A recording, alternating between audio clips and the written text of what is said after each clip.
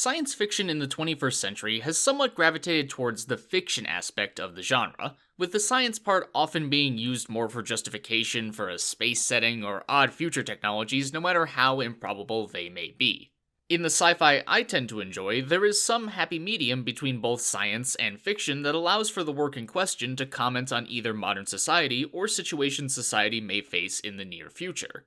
But there's also another step down science fiction can take, where the backdrop is so like our own that its purpose becomes centered less around social commentary and more so is just a vehicle for the narrative. Stories like The Martian or Artemis, both by Andy Weir, a man who I can only assume absolutely loves this concept of hard and realistic science fiction. These works are about celebrating human ingenuity and cooperation rather than a warning of what could be in store for us.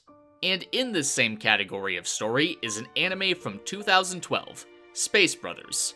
First illustrated by mangaka Chuya Koyama in 2007, the series explores the journey of two brothers who shared the dream of being astronauts when they were both young.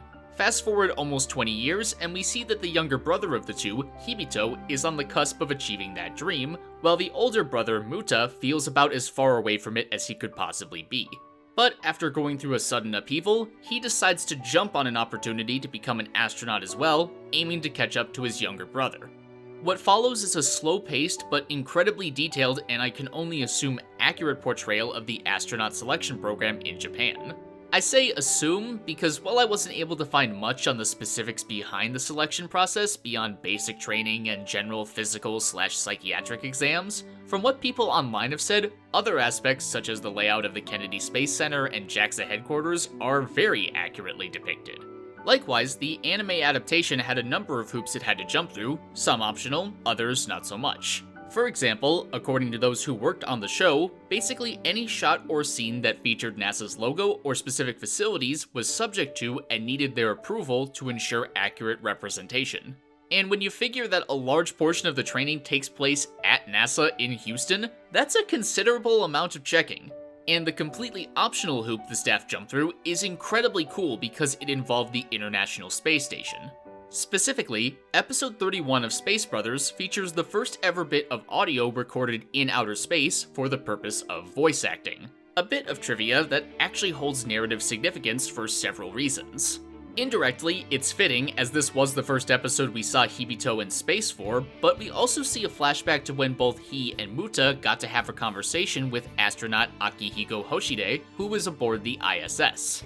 And yes, that is the same name of the astronaut who recorded the audio in Zero G.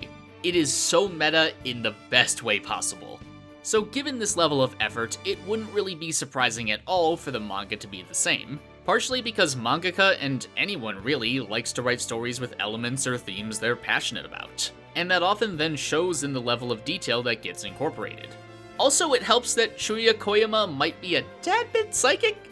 Okay, not really, but the main plot of Space Brothers is set in the far-off year of 2025. That's right around the corner, actually. Shoot. Anyway, part of the story involves Hibito spending time on a moon base that has been established with what seems like a permanent but rotating crew, similar to how the way bases in Antarctica work. Well, just this last month, NASA released this promotional video about heading back to the moon to stay, i.e., basically this exact plot point. And while their target year for achieving this seems to be between 2024 and 2028, the fact that Koyama was this close on the dates to begin with is still really cool. Regardless, this hard sci-fi setting of Space Brothers is perfect for a story all about drive and striving for your goals regardless of age. This is shown primarily through Muta, who is just starting to give his dream a shot in his 30s, but we also see several other characters striving for the same despite being even older or perhaps less qualified. It's a message that can resonate with just about anyone, as all too often it feels like society expects us to have our lives figured out by the time we're 22. So to that end, Space Brothers isn't offering some commentary or issuing any warning through its sci-fi lens, but rather conveying a lesson about ambition, hard work, and hope.